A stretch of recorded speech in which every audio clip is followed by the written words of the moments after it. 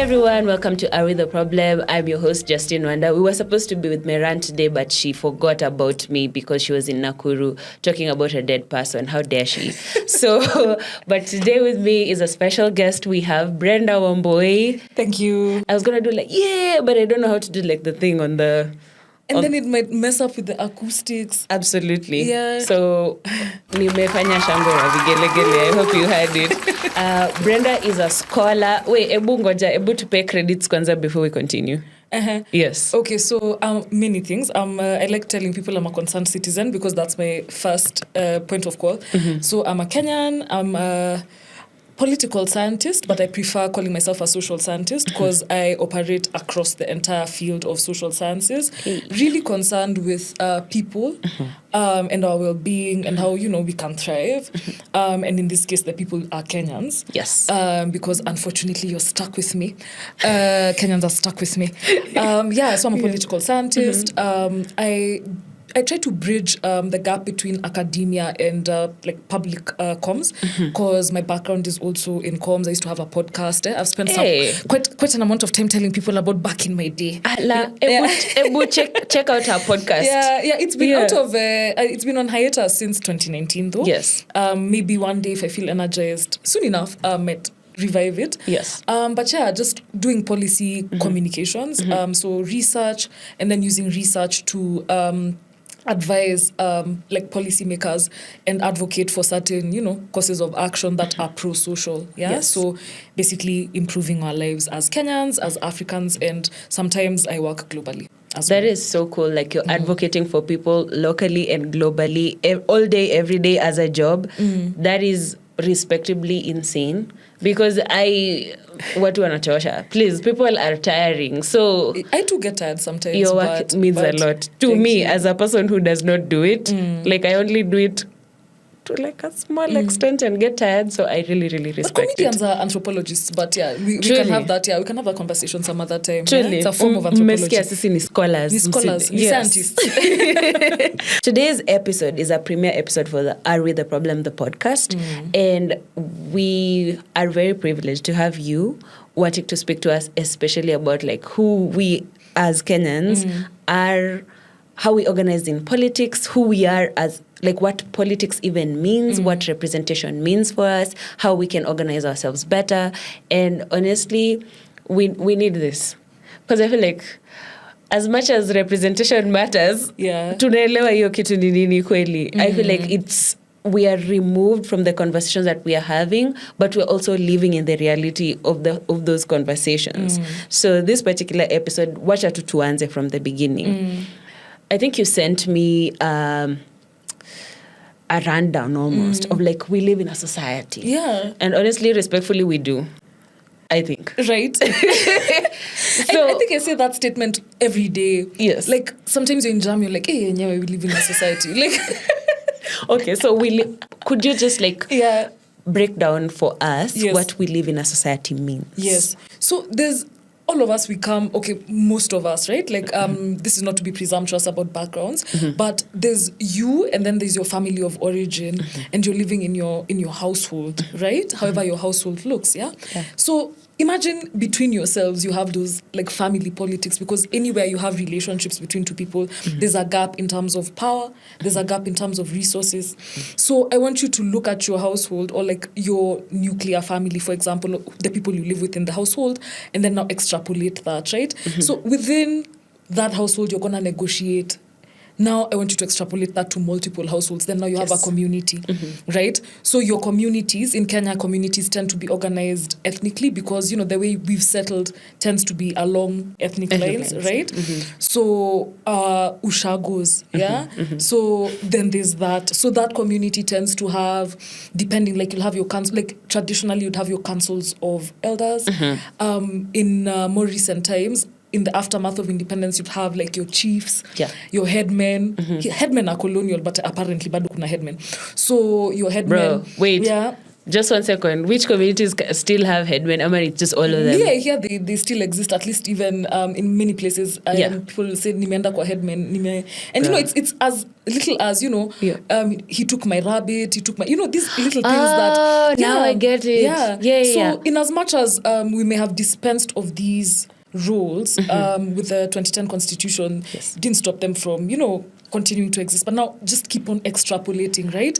So you have your community. Then imagine intra-communally you have, again, politics, right? Yes. So you just keep doing this until you have a polis, right? So sometimes it's a city, sometimes it's a, you know, keeps growing. But then as a species, we've decided to organize ourselves according to states, right? Nation states. Yes. A long time ago, you probably read about city-states in Greece. Yeah, so a lot of the theory, like the really, really old theory about politics comes from people like Aristotle. Yes. Yeah, in this... in his Nicomachean Ethics. I'll provide I'll provide Justine with all this. This is a philosophy, so, you know, only for those who are so inclined. Yeah, you don't have to go and read this because I'm going to walk us through. Surely. But yeah, so Aristotle, and you know me, I'm going to agree because this is my area of expertise. So economists can keep their comments to themselves. Claims that, you know, political science is the most authoritative science because it's literally a study of how, you know, or like trying to organize how we are relating. Yes. Yeah? So that's like politics, like it exists where we have to interact as people and where there's, of course, a difference in resources and a difference in power. Yeah. And agreeing on how we're gonna deal with that. Yeah. Imagine in your own house there are problems. That's what I keep telling people. Yes. In your own house, you have strife over funny things sometimes, the last slice of bread. Yes. Mtu aliacha kikombe kwa sink na umemaliza kuosha vyombo. It's very... Exactly. Now imagine do that on a national scale. 50 million of us, who's gonna do the dishes? You see? That's politics, right? Who gets what, when, where, you know? So it's a constant conversation and it's never done. You know, even in the most advanced societies, like you probably think, we're not going to talk about the United States, please. So we're going to talk about, like, let's assume, you know, Switzerland, you know, places where we don't hear too much from. Like, even them, they have to do politics, right? Switzerland has politics. We just thought it's like a utopia, like you imagine you have money and then everything just works. Like a rotating presidency, you know, like now. Yeah, when it's those societies where like they've quote unquote finished answering some fundamentals. So they can do like democratic experiments, you know, and every society has its own, you know, as a result of how like that state was created, who it's interacting with, its position, its continent, you know. Constant conversation across multiple lines.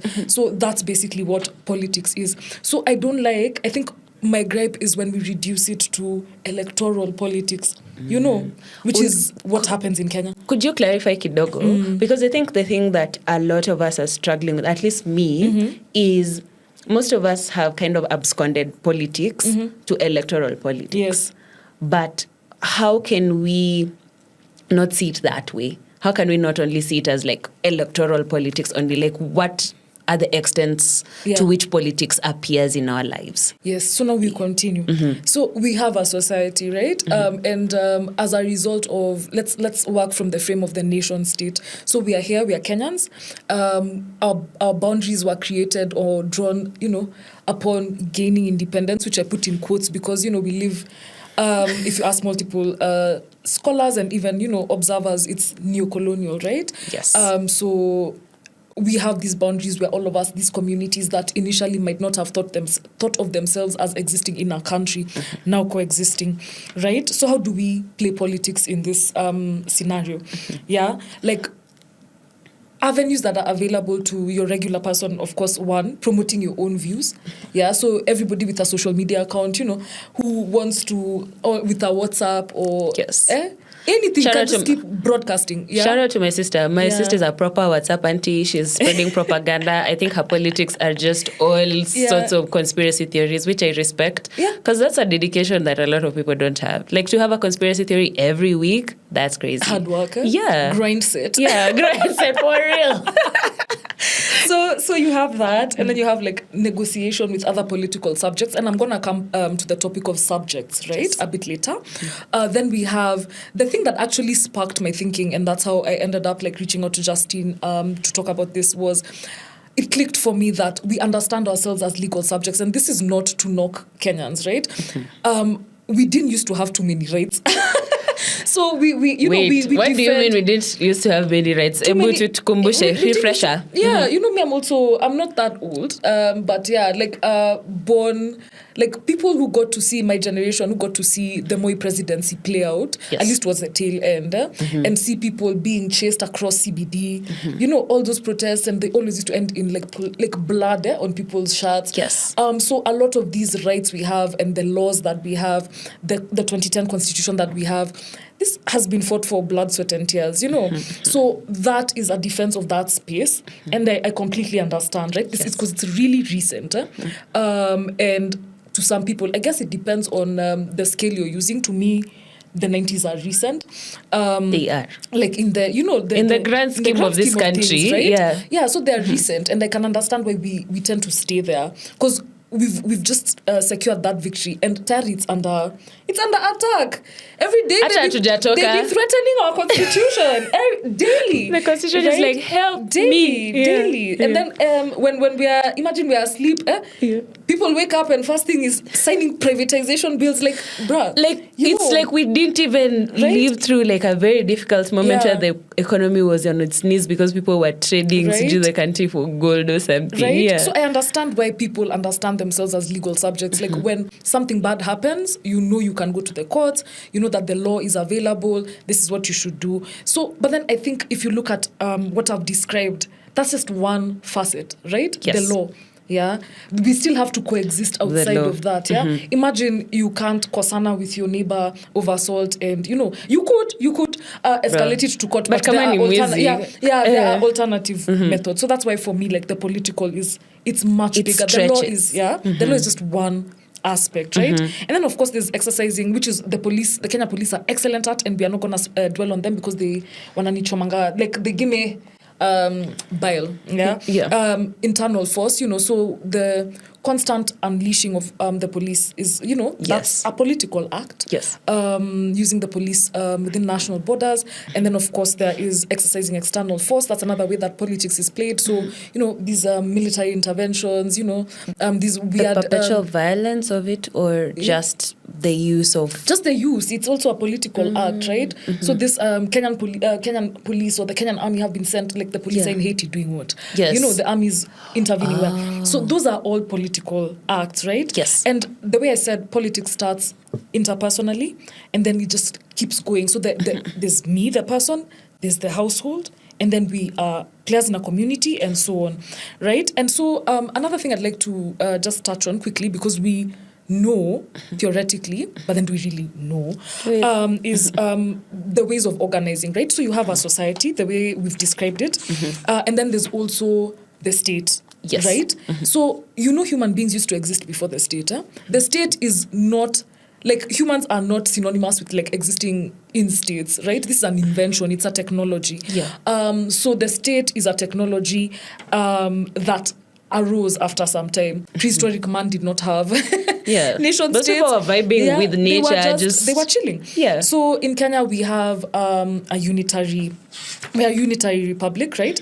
But we have devolved government. Yes. So we're going to start with, you know, the national government. You have your executive with the president, who is the head of state and government. In some countries, that's different, right? Yes. The head of state is not the head of government. Yes. So you find, like, in monarchies, you have the king is the head of state, and then the prime minister is the head of government, right? So in Kenya, you have a president who's head of state and government. Then they have their deputy president. Then they have their cabinet. The president is also, the presidency is also, like, you know, vested in the president, the commander-in-chief of the armed forces and the chairperson of the National Security Council. Your job description is to mingi, though. Yeah, this is a powerful person, and I want you to imagine that the presidency before was even worse. Was even more powerful? Yes, it used to be called an imperial presidency. Gosh. Yeah, the president was the alpha and the omega, you know. So whenever we talk about, just to segue, because we are living in the aftermath of the protests that we had in July. Yes. Whenever you think about violence, I want you to understand what I've just said there. Almost all violence can be pointed to the executive. Yes. And who heads the executive? The presidency, right? Yeah. So whenever you're like, why is there so much You know where to point, right? And then now you have your legislature, that's bicameral, like you have your National Assembly, and then Senate, which I'm sure Kenyans know all about. And then now you have your judiciary, right? So you have your superior courts, that's your Supreme Court, your Court of Appeal, your High Court, and then your subordinate courts. So the subordinate courts are, your magistrates, your caddies, your courts marshals, and I guess tribunals. And then finally, another way of organizing is, which we will not touch on, because truly we are not going to allow the financial market to hijack every conversation, is markets, right? So even markets are literally politics. Yes. So markets like trade, you know what I mean? Industry, etc. So those are the main ways that society is organized. So now we come to the question you had about representative democracy. So imagine if all of us had to spend time. You remember, like when we were all reading the bills. Bro. Imagine direct democracy, and which I am a proponent of because clearly.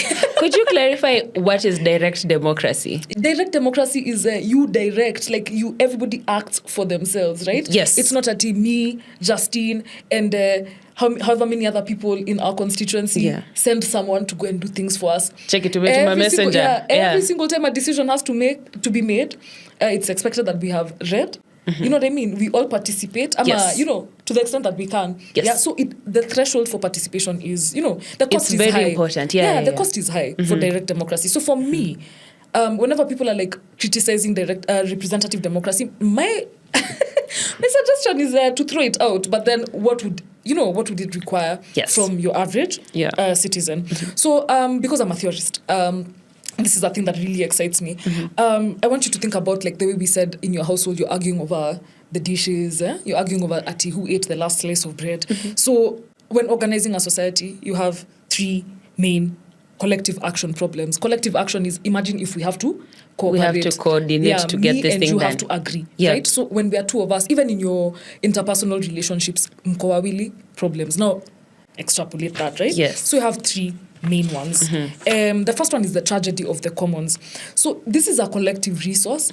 We are going to just utilize it. You know what I mean? And I want you to think about like a road, for example. How many people are passing on that road? Do you know what I mean? Yeah. So it just, the wear and tear, like just the distraction, how much it takes to just maintain that it. road, right? So that's tragedy of the commons, like a thing that has to be used by multiple people. Is my friend inasafa inaumia, ni serving spoon ni kila mtu lazima atumie. Then you have the free rider problem. This thing is a common resource, nobody wants to pay for it, right? Ama who pays for it? You get?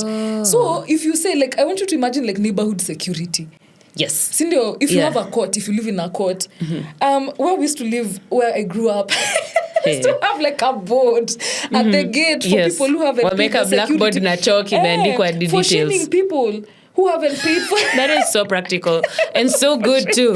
I think more shaming should be going on in society to a level to like really help us Shame improve. is also a lever for like politics, right? True. So imagine now just a neighborhood court, there are people free riding security. Now, the people who are not paying at all and they're benefiting.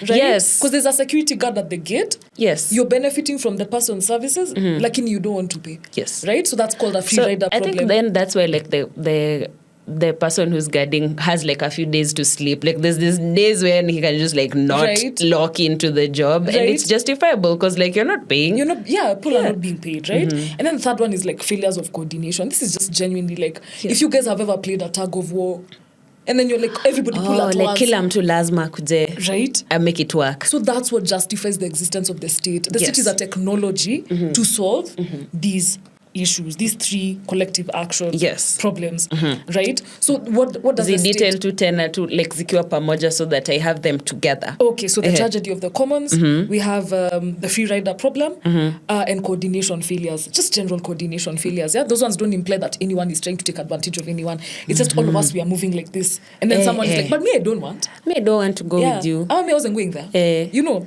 so this is what representative democracy is trying to solve. Yeah, so you delegate decision making, or you send decision makers in your stead. You're like, okay, Mimi, sina time at every single day. I'm gonna read bills. You guys, you know how it felt when we were reading all the. Oh, me, I still read. That shit was that's trash. my work. It was absolute but trash. But imagine now Yeah. that being your life on a daily. That's why you have representative democracy. Yes. Yeah. So you're like, okay, we are gonna designate Justine as our representative. Yes. We're expecting that when she goes to that parliament or that Senate, that National Assembly, that Senate, that county assembly, she's acting for us. Yes. Yeah.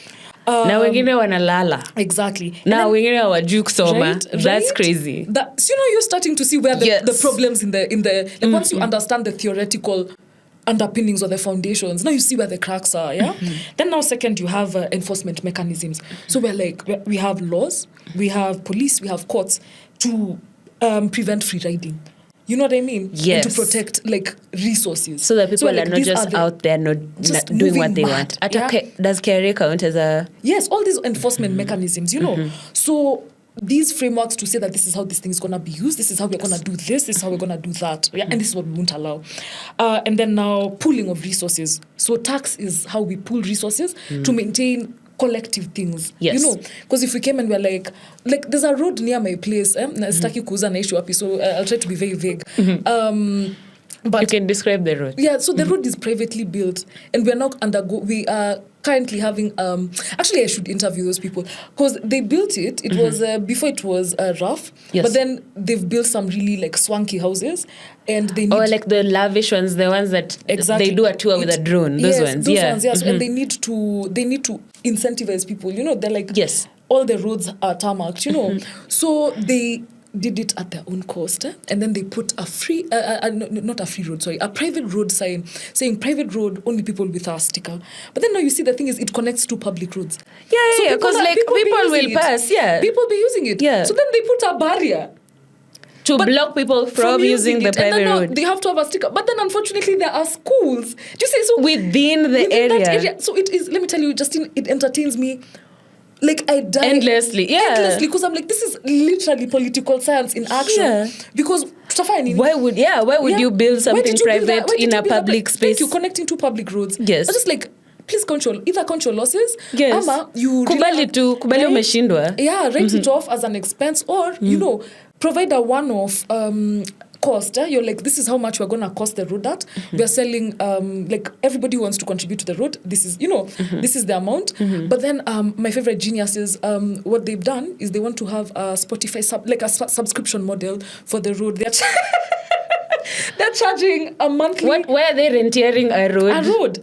A road that nobody sent them to build. Okay. That connects to public roads. If you feel so connected to the earth and you want to build people roads, you kind of have to just kubali. Right? Yeah, this is not a private area where you can do that. And now imagine that now I'm talking about a neighborhood, extrapolate that. You see? So pooling of resources through taxation. That's why we pay taxes. It's not because we are nice, we really like the government. It's because we need to maintain, collect these public goods, and public resources.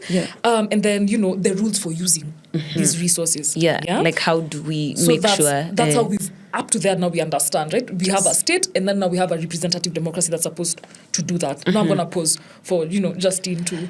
I think one of the things that completely overwhelms me about how politics works is that you don't think of something as completely detrimental to your existence if you just... There's a umezoea, so you're not thinking about it. You don't think about the politics that went into it for you to get the thing, to maintain the thing, for you to access the thing. All these things don't feel like they matter because it's already there. Yes. So my next question is obviously, if we all understand this is how people are politically organized, even if they don't realize it, how do you then actively engage so that the politics is not just removed from the it's just you're waiting for the electoral process for you to jump in. How do you participate actively? I think for me on all these levels so that someone doesn't end up building a private road to connect to public areas. How do you not end up there? So I think the most one of the things that and this is now my undergrad training because I'm a business student for my undergrad but one of the factors, if you think about the factors of production, so those are land, there's labor, there's capital, and then there's entrepreneurship. Kujituma. Kujituma.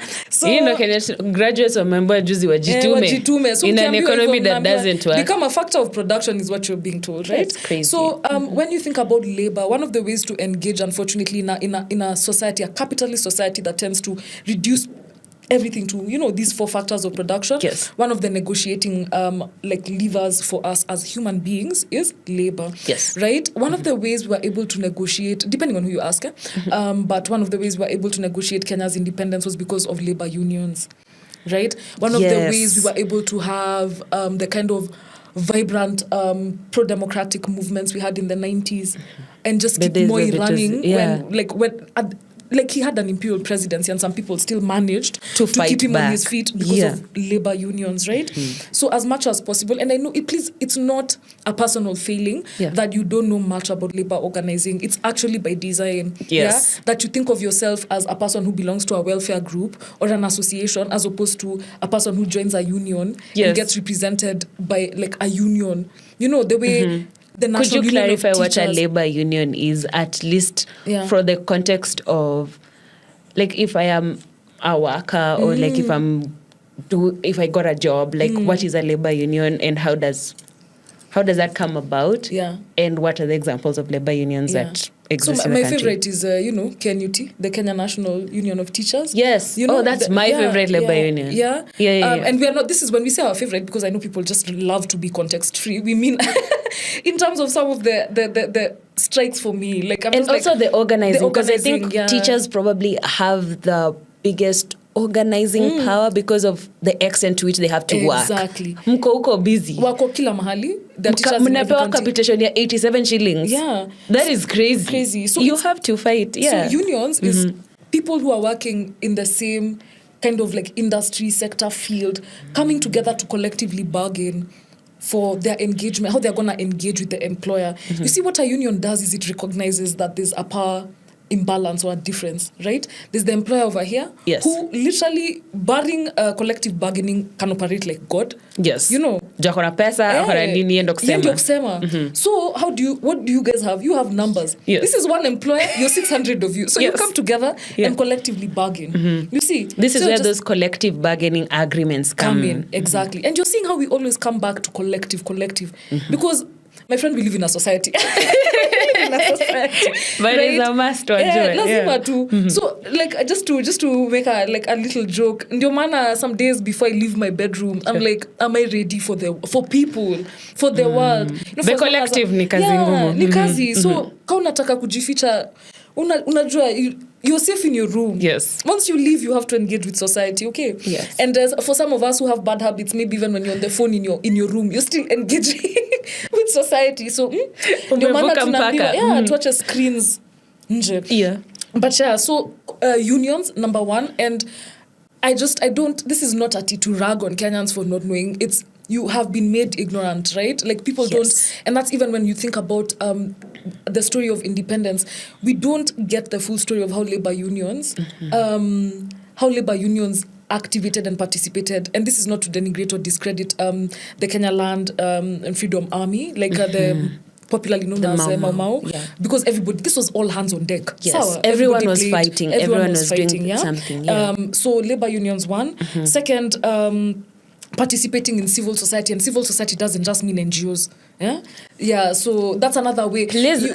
Right? Apple. Civil society, our movements. I keep telling people, like, Kenyans like really injected hope into my veins with what do we name our movement? Because iko na majina mingi. There's Reject Finance Bill, Ruto Must Go, One Term. That movement, that continues that to collective evolve, movement, right? All of Occupy, all of it, right? That is one way. So that is a valid way. Don't listen to those rasclat people on the internet who tell you that protesting is not a form of engagement. Interest groups. So just for me personally, when I have more time, aligning Githeri haters into like a formidable organize, like, we can actually bring this country to our knees as people who hate Githeri. But Wait, are you a Githeri hater or like yes. are you a Githeri hater? Mine is fundamental. I am a fundamentalist Githeri hater. This is crazy. Yeah. You are organizing people around Githeri hating. You can. That's politics. This is wild. I can't believe maize and beans can make people this riled up. That's how much we hate Githeri. Yeah. Is it like a boarding school thing? Yes. This is normally, it's trauma. Why? Yeah. Well, to punish, and now we must make ourselves felt. So for me, I usually tell guys, when we have food security, and like it's not a matter of people eating Githeri because there's nothing else to eat, and then they elect me as anything, or I take over as like supreme leader, or we are banning Githeri. I respectfully accept that you've actually put all these preconditions. It's like, okay, everyone needs to be able to choose. And there will be no choosing of Githeri. Yes. It's just like Githeri is off the menu. Actually, I'm happy to be called, like, if that's what makes me called, gets me called a dictator. Kim Jong-gid. Yeah. Imagine. I feel so strongly. But so you can actually organize on literally these people who go on trips. Akiwe, I'm not hating on you, but I kinda mwende mpange au design you ishirini. The ones that do like at tea plantations and it's like, look at us. Imagine all of you if you decide. Those guys you can be powerful along any axis. Githeri haters unite. What were car groups unite? All of those, because it's about relating with each other. You see, like a lot of people sometimes don't feel like the little organizing and all these little movements that they have don't have power because they don't probably think of it as political. Exactly. Chamas. Yeah. Listen. One of the ways that he who shall not be named must go. One of the reasons he won was because he was able to deftly use his wife's power within these women's groups, and right? the church groups, church groups. All those are axes, So you see it how cuts now directly through people. It's very political. Right? You see now how we are no longer just talking about 2027. Now we are doing politics on a daily basis, on a weekly basis. Yeah. So all that is politics, right? Yes. So don't allow people to tell you, "Ati, now we don't have to. You don't have to wait. You don't have to. You're always exercising political power." Then the social media, noisemakers unite, and community organization. So clean up groups for your neighborhood.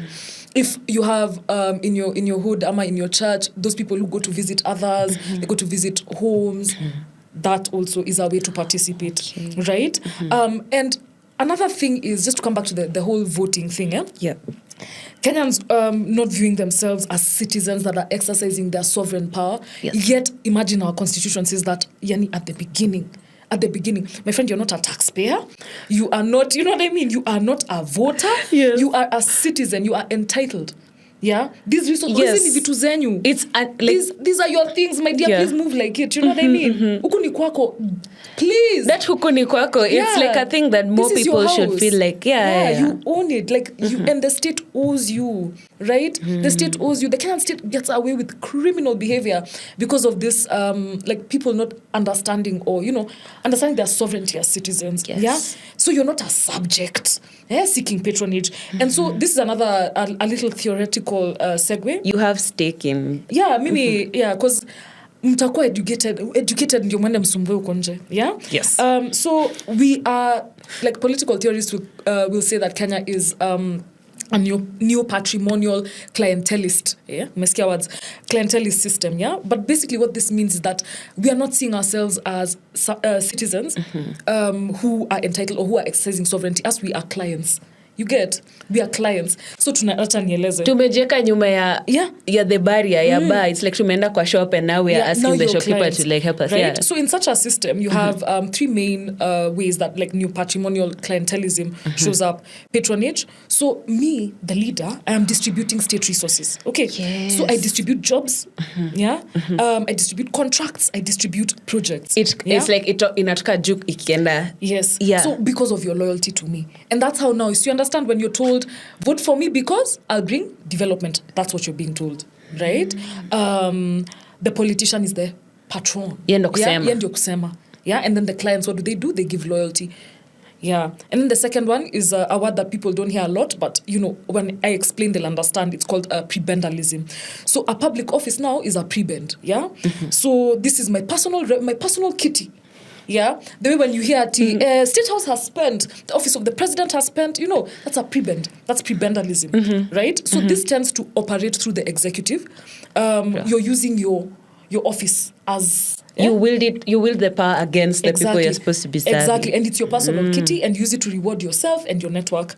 And the office is an opportunity to just extract wealth. For instance, like the way the Speaker of the Senate gave, I think, is like advocated for his brother to get the SRC commission job. So that is prebendalism, right? And then the third one is tribute. So vote buying, for example, is a form of tribute. Hapo kwa vote buying a boot pause. Yeah. What is even that? Yeah.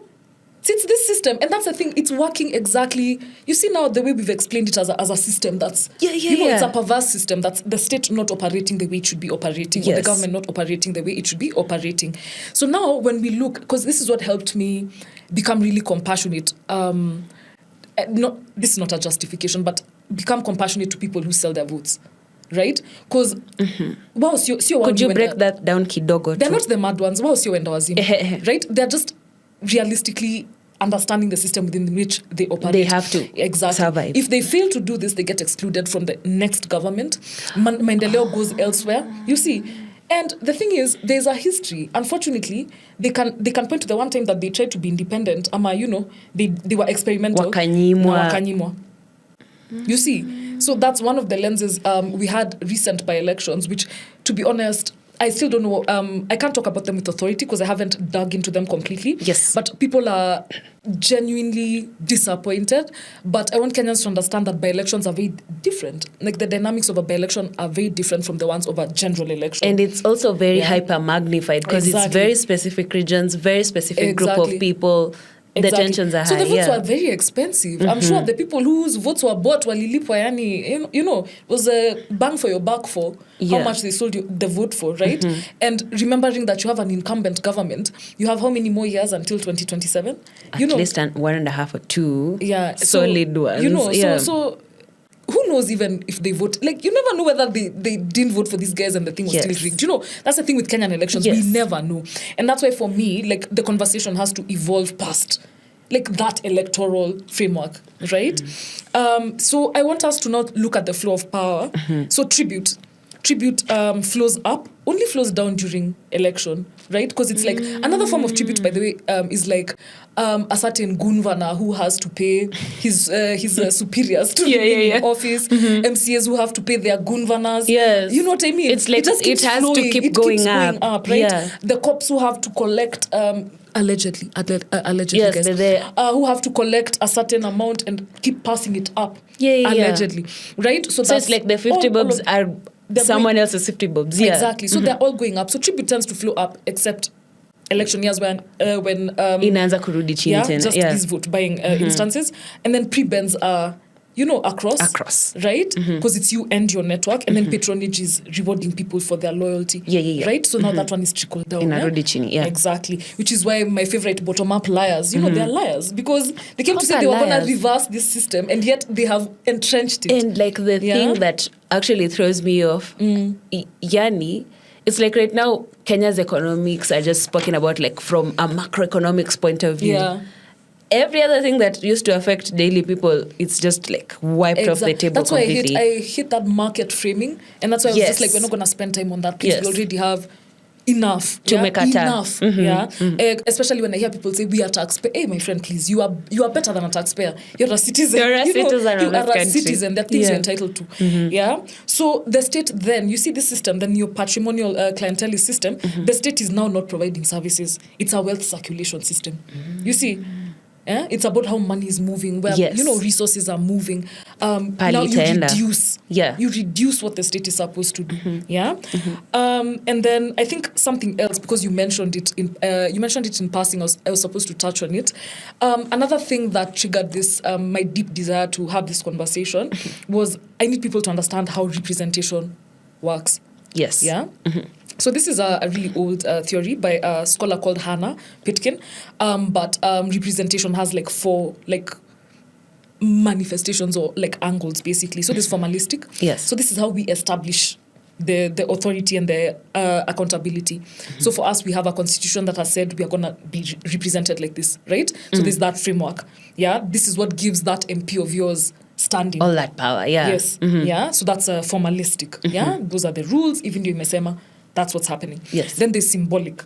So this is one of my favorite. It's usually a very controversial opinion, but when you see a politician over there chewing githeri, down with githeri, and dancing, dancing, thank you, that's symbolic. What they're saying is, I'm one of you. You know what I mean? When I go there, I am like you. I am a symbolic representation of you. Yes. So when you see political theater, oh my goodness, they love this so much. No, it's like, let me go and sit with the mama. Like, I remember this MP was running, I think it's Eastlands.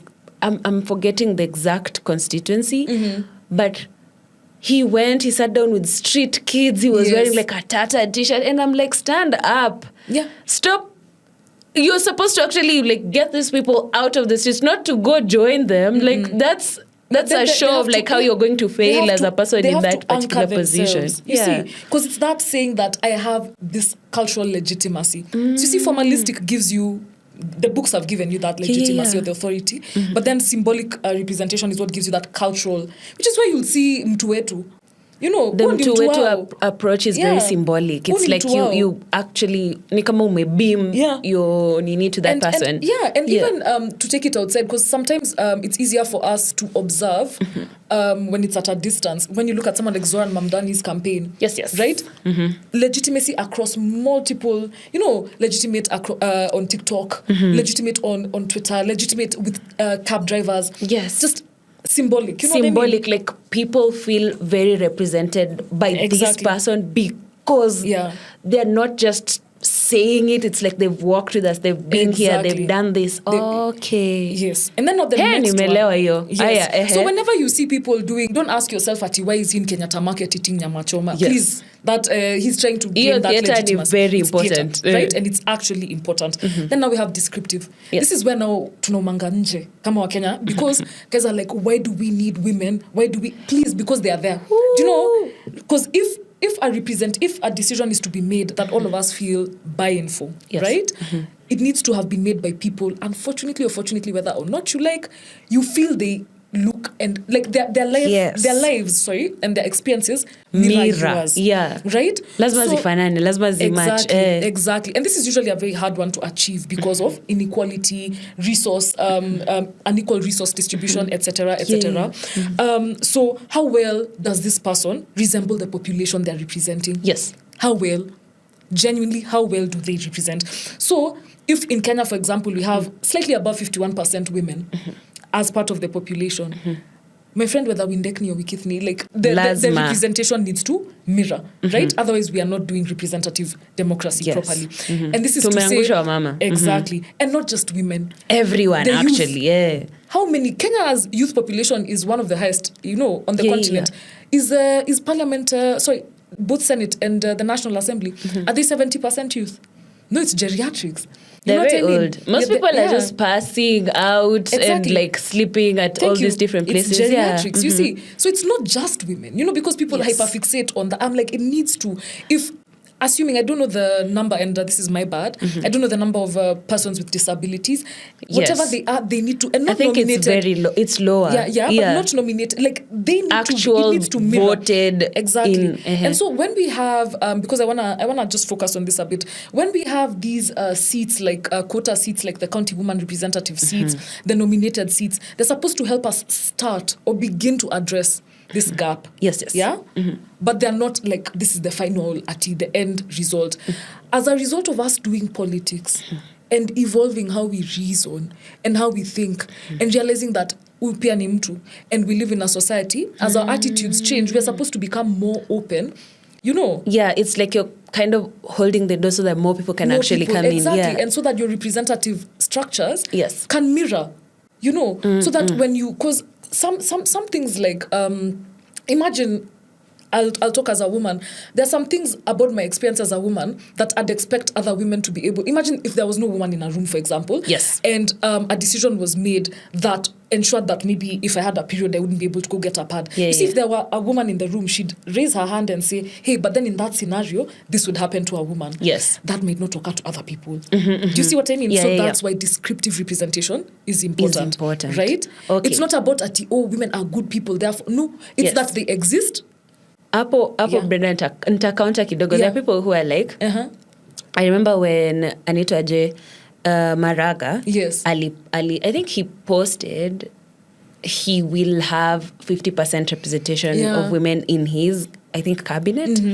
And the timeline was on fire. People were like, how dare you? We just want people with merit. We just want people who are like this and like that and like that.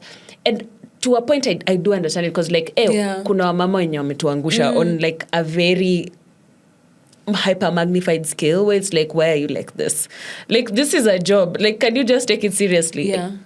At least that's how I feel people see it. No, I completely understand. Yeah. So what is the counter for this particular descriptive representation that we need, especially when people feel like, okay, we do have these women there, but they're not doing the job that they were supposed to do. Like, how do you counter this argument with like how to hold up why descriptive representation is important? Na hapo sasa ndio tunaangukanga kabisa. So Yes. if you noticed, I started with where we start well, Yeah. and now we are ending with where like the fourth line, or fourth aspect of representation. Kwenye tunaangushanga ball kabisa, something called substantive representation, right? So this is whether the activity of this person is for my interest. See, I sent you there to represent me. Yes. Is this working for me? Do you imagine? Imagine if I send you, like your mom sends you to a family meeting and says, make sure wakitoka huko, atujaibiwa, they haven't. You come back, we've been dropped. Wasiende na hotpot yangu. Exactly. Imagine, that's initially it. Wasiniibie. Yeah? And you make sure that when we do this, ama when they do that, when they decide this other thing, this is how it should go. Then Brenda comes home, hotpot imeibiwa. Sikuleta, I didn't even bring leftovers. Yes. You know, did I represent my mom properly? No. Right? And she's fully within her right to be upset at me. So this is where we drop the ball completely. And for me, it's a question of incentives. Me, I tried my best not to focus on whether Justine is a good person and why wasn't she thinking about me when she was there. Yeah. Have I incentivized Justine to think of me when she's there? And you know, the thing is, again, because you guys, I'm super, you guys gave me my life, so me, I operate from a space of optimism. Yeah. Kenyans have a history of actually voting out people.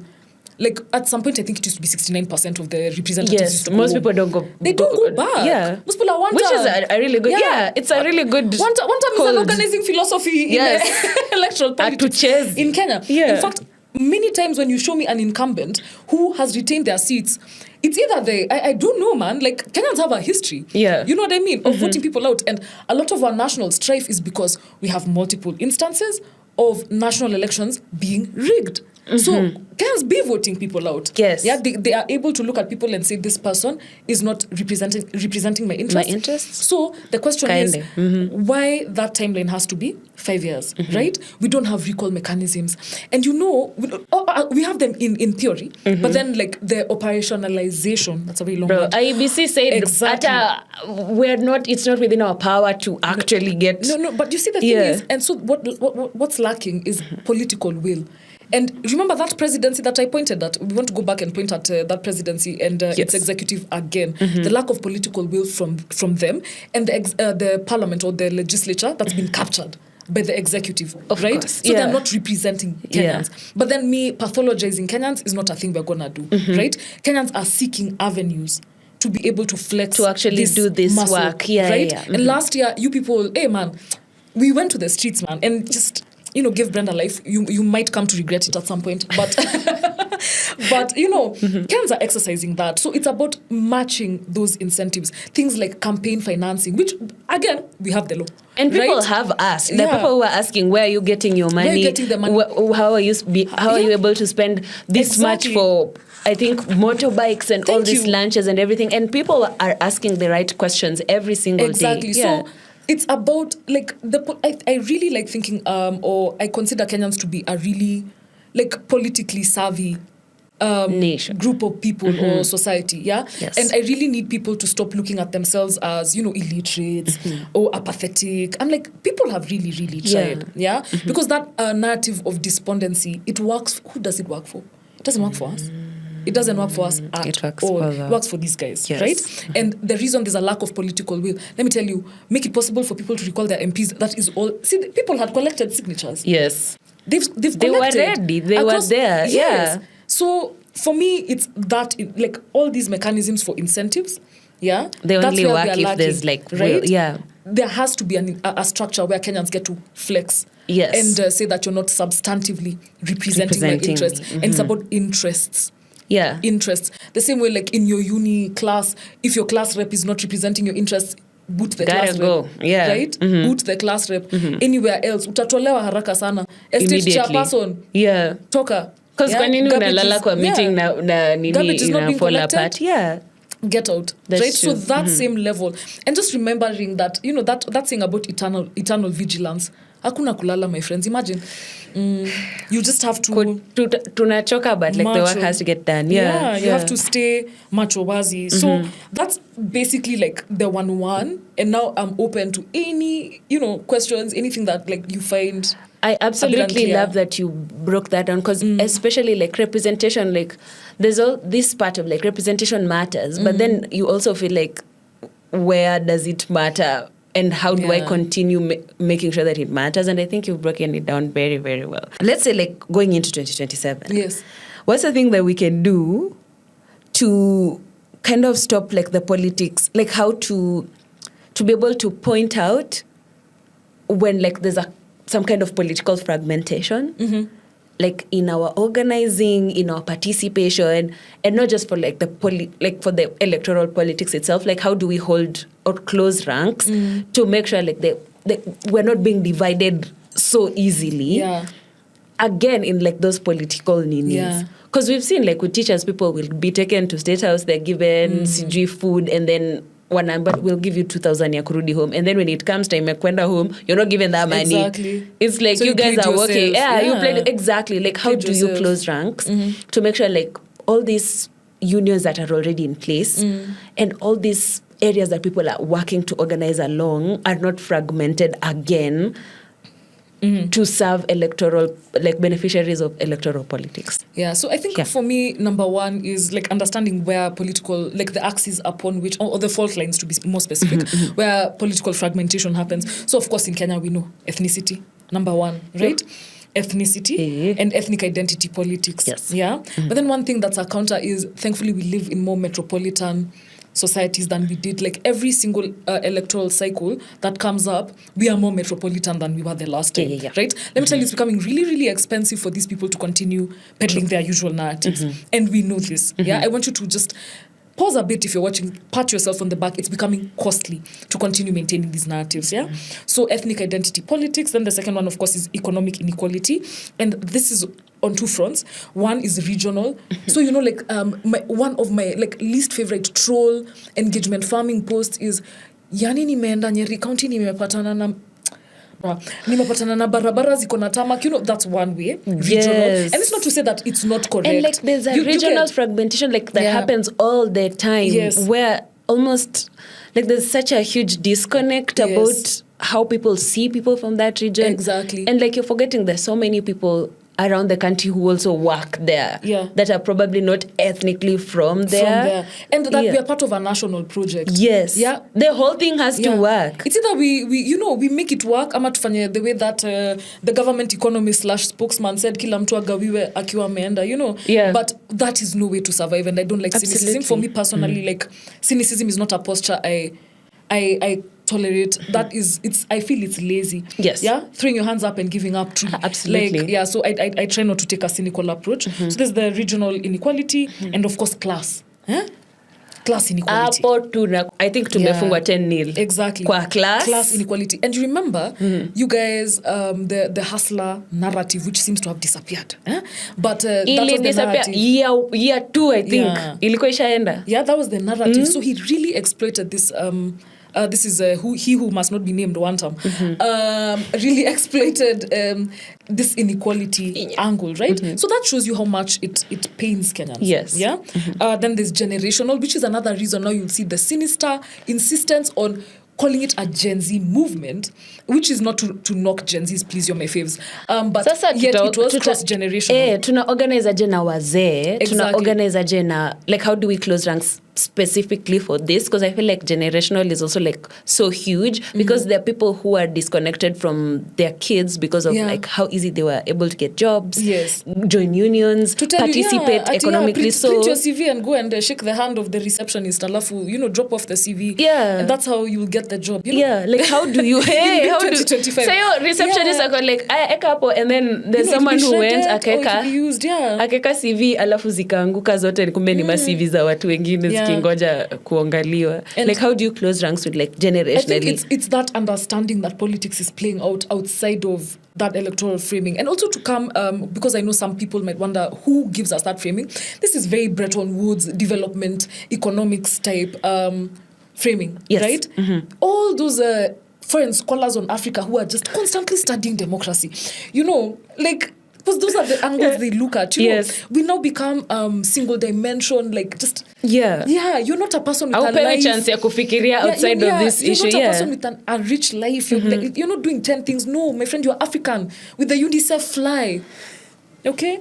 Was it? It was UNICEF with the fly. It was UNICEF. Like the children have been through enough. Those flies need to retire. Honestly, that paid actor fly. Bro. So it's one angle, and then there's like a reduction. It's not prosperity. It's gross domestic product. It's not well-being across multiple axes. It's one thing. Yes. So that's how now you become like, we look at certain indicators, and that's all. You're reduced to indicators. My friend, we are not indicators. Me personally, I know I'm not. So check it. At gari, exactly. We are people. Right? So now looking at all these other angles, and I think humanizing ourselves. Yeah, and I know it sounds very woo-woo. Yeah, you have to humanize yourself and humanize your neighbors, humanize your fellow citizens and your experiences. They count. And they matter. You are not just a taxpayer, please. Yes. Okay. Yeah. So you are a citizen exercising their sovereignty, and so once you start thinking of yourself like this in a more expansive manner, I think it starts to fix things, and also asking yourself like, Kikiumana, who do you talk to? You talk to your neighbors, you talk to your friends, like, unless your neighborhood is super like homogeneous, you're living with people from different communities. Backgrounds. You interact with your mama mboga, you interact with, And if that's not enough, maybe remembering the deterrent that is 2007, 2008 post-election violence, which at some point was thought it might have, like, some people thought it would escalate to civil war, right? Imagine Kenyans have never imagined, I'd like to think, have not imagined themselves as a country that could go into civil war. Yep. So that threat, that's what it looks like when we abandon framing. That angle of agenda setting, right? Politicians, my dear, are not leaders. My friend, they are followers. Yeah? Absolutely. Get that, and you're halfway there, right? We are the ones who decide. When do you click follow back? Right? Yeah. Yes. What gets discussed? These people, why do they need to pay the 527 Bob Army plus Yakutoa to come and push certain narratives, right? They're begging for you to adopt these frames. It's called framing in politics and in media. Yeah, this is how you look. So muafuate. Exactly. So framing is like, imagine we have all this, but then if I put a frame here, see, that's what you focus on. Yes. So for us, we can say we're not focusing on that anymore. This is old news. We've moved on. Who cares about that nonsense? Yeah. So we are the ones who set the agenda. We are the ones who frame the conversation. Yep. We are not. You make sure that they are always following you. And by the way, my friends, we did that last year. Yeah. Like, but then it's not a thing you do once. You have to keep doing it. Yep. Yeah. Taking control of the narrative, being the one that says, wakijaribu kuchange unarudi kwa driver's seat every time. My dear. Yeah. Ndio kusema. So it's a reflection of who we are and continual flexing. The same way, because I'm one of those working out people, the same way that the muscle strength, when you flex it. Yes. Yeah, so imagine kuzoea, guys. Kwa hivyo naomba tulambe glucose. Mwendo ni ule. Yeah, and just... kulamba glucose after... Like, I think it's encouraging where it's the work that needs to be done is getting done. It People is. are doing it even without knowing the Is. technical terms of what it is that My they're friend, doing. And there shall be, please, do not allow cynicism to sink into your heart. Exactly. To seep into your brains. Yeah. It would be a massive dishonor of all the people we lost. Yes. Last year, all the people we lost this Rex, year. Spokina Albert, every single person. Everyone who's been maimed, everybody who's been injured, everybody under surveillance. Please, yeah? Like, we can imagine we are pretty far. So it's me here to give you, your weekly dose of hope. Yes. Yes, and hopefully now this was a 1-1, right? So that people can understand themselves as political subjects, right? Yes. And even moving past subjects into actors. So you're not just a subject of politics. It's not just happening to you. Yeah? You can also move it. Yeah? Wendo kusema. I love the wendo kusema. But then, mi napenda kusema. So Exactly. I hope you guys also like yapping. I think yapping can actually take us places. Yes. And also just like I was reading like an Instagram post the other day where I think it's a quote either by Zora Neale Hurston or someone. And she was just like what love does, it surpasses, it goes beyond. Love yourselves, love other Kenyans. Yes, and love is so radical because people don't know how to counter it. Exactly. And when you love people, you're not lazy. You're out there fighting every day, and I think that's what Kenyans are doing. Exactly. Kenyans are moving mad in that love. Yeah. Exactly. And we are worth doing it for. Yeah. Imagine you're worth it. Yes. You're worth it. Yeah. And for me, that's one, I get genuine joy sometimes because Kenyans are so strange. So when I watch just some big Kenyan stuff, I find it so entertaining, enriching. Just powers me, man. Solar power, but vibes, Vibe power. Vibes. Yeah, so the jokes, the slang. The memes. The memes. Yeah. It's just unique. And those are the things that, imagine you're worth doing this for. Not at some nebulous future generation. You. It's you. Yeah? You that are here. You're supposed to enjoy. Us, imagine. Yeah. We are worth doing this for. By the way, that is very true. I don't think we could have fully done more in this episode, but I think the breakdown, especially for what politics is, how we organize, how we participate, how we show up, and what representation means, I think we'll make cover. You've just knocked it out of the park. Asante, Brenda. Hata mimi mwenyewe nimeka hapa niko, this is what this is. Yeah. That is my entire, I've given you guys my 1-year master's in hopefully an hour once we're done with editing. Yeah. Respect. Granular, but respect, yeah. In under an hour, that's crazy. For people to understand 101.